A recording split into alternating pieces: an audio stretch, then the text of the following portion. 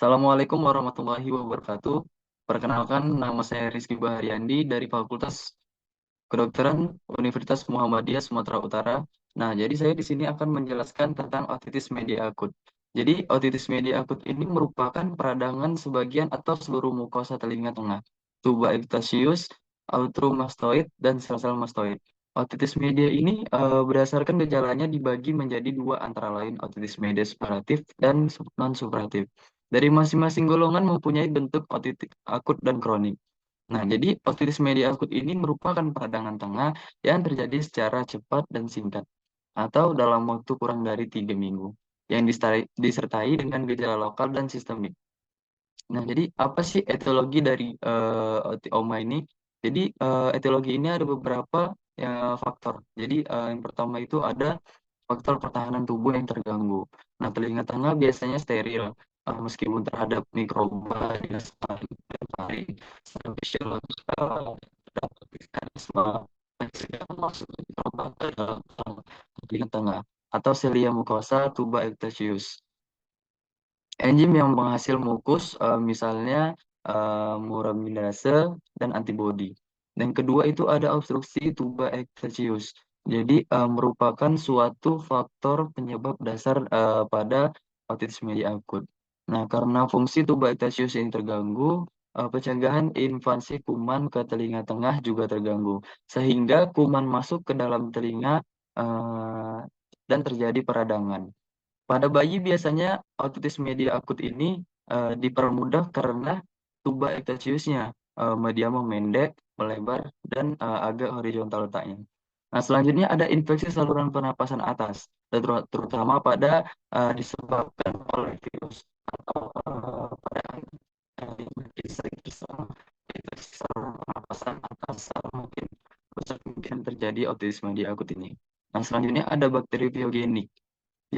Biogenik. Nah, jadi bakteri ini yang umumnya ditemukan sebagai organisme penyebab adalah Streptococcus pneumoniae, Haemophilus influenza, Streptococcus beta hemolyticus, dan yang terakhir ada Moraxella catarrhalis. Nah, jadi gimana sih cara menegakkan diagnosanya? Nah, jadi yang pertama itu pada anamnesis. Nah, jadi pada anak yang sudah dapat berbicara, keluhan utamanya adalah rasa nyeri di dalam telinga. Nah, keluhan di samping itu ada suhu tubuh yang tinggi. Biasanya terdapat riwayat batuk, pilek sebelumnya. Pada anak yang lebih besar ataupun pada orang dewasa, selain rasa nyeri terdapat gangguan yang berupa rasa batuk di telinga atau rasa pegal kecil, biasanya gejalanya pada oma itu ialah dia suhu tubuh tinggi dan dapat sampai 39,5 derajat Celcius. Nah, gejala lainnya itu dari infeksi virus ini biasanya pada pernapasan atas, seperti batuk dan hidung tersumbat seperti mendahului atau menyertai oma dan tidak fisik juga. Nah, pada pemeriksaan fisiknya itu dia biasanya visualisasi dari membran timpani dengan identifikasi dan perubahan dan inflamasi yang diperlukan untuk menegakkan diagnosis dengan pasti. Nah, untuk melihat membran timpani dengan baik adalah kita bawa seluruh membran timpani terus bersihkan dan dengan pencahayaan yang kembali. Pertemuan pada otoskop menunjukkan adanya peradangan yang terkait dengan oma. Jadi telah didefinisikan dengan baik penonjolan atau yang disebut dengan bulging dari membran timpani sering terlihat dan memiliki nilai prediktif tertinggi untuk kehadiran oma. Nah, selanjutnya untuk pemeriksaan penunjangnya ada efusi telinga tengah. Juga dapat dibuktikan dengan timpanosintesis atau penusukan terhadap benang telinga. Namun pada pemeriksaan ini tidak dilakukan pada sembarangan anak. Indikasi perlunya timpanosintesis ini antara lain dari oma pada bayi berumur di bawah 6 minggu dengan riwayat perawatan intensif di rumah sakit. Adanya dengan gangguan tubuh anak yang tidak memberi respon pada beberapa salah satu organ konsentrasi keadaan adanya cairan di telinga tengah juga diperlukan pemeriksaan timpanometri pada pasien. Nah, patofisiologinya apa sih? Jadi patofisiologi dari OMA ini, kuman penyebab utama dari otitis media akut ini ialah bakteri piogenik. Nah, seperti Streptococcus pneumonitis, Staphylococcus aureus, dan Pneumococcus. Selain itu, kadang ditemukan juga ada Haemophilus influenza, Proteus vulgaris, dan Pseudomonas aeruginosa. Nah, patofisiologi OMA ini yaitu terjadi di disfungsi tuba eutasi, memungkinkan infeksi infeksi invasi bakteri ke telinga tengah dan mengobstru- mengobstruksikan drainase sekret. Nah, komplikasi yang mungkin terjadi antara lain yaitu kehilangan uh, stenosis, atau jaringan parut. Nah, yang kelima, selanjutnya ada itu namanya stadium-stadium dari OMA. Jadi ada beberapa stadiumnya. Yang pertama itu ada stadium oklusi tuba ectosius. Nah, tanda adanya okuli tuba ectosius ini adalah adanya gambaran retraksi membran timpani akibat terjadinya tekanan negatif di dalam telinga. Karena adanya absorpsi udara. Nah, kadang-kadang membran timpani tampak normal atau selanjutnya ada stadium epidermis.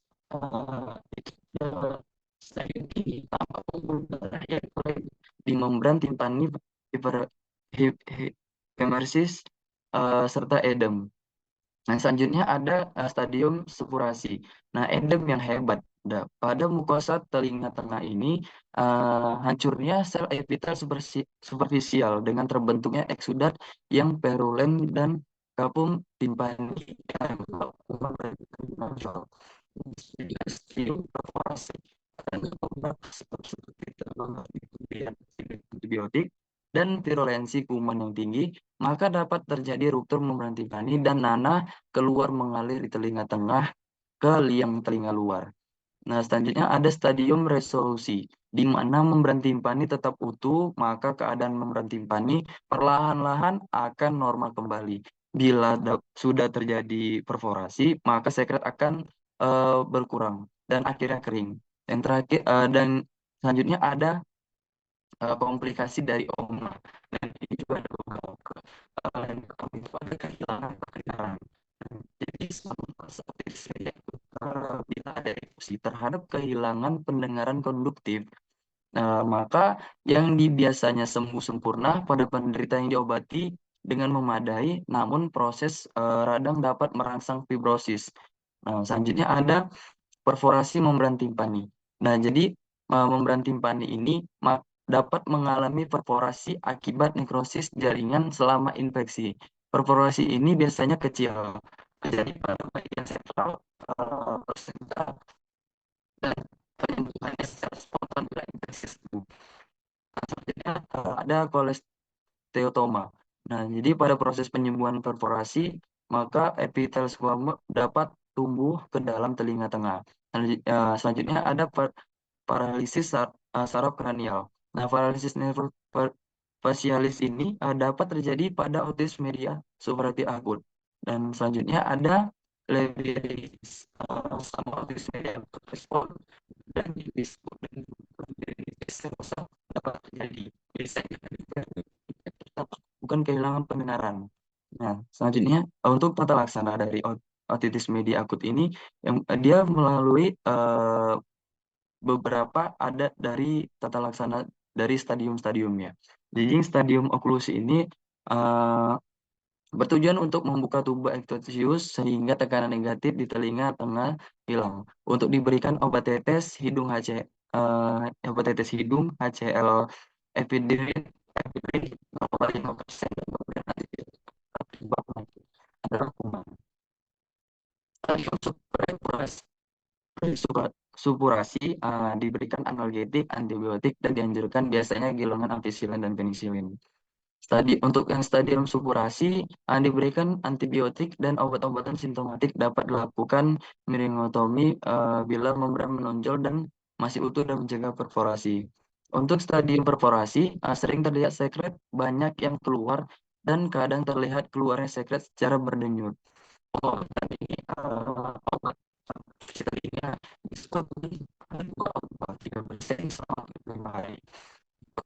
Stadium resolusi, maka memberhenti mandi yang berangsur normal kembali, sreket tidak ada lagi dan berorasi, memberhenti mandi, lalu menutup. Mungkin itu saja yang bisa saya sampaikan dan jelaskan. Jika ada kata-kata saya yang salah, saya mohon maaf. Ini referensi yang saya gunakan. Terima kasih. Assalamualaikum warahmatullahi wabarakatuh.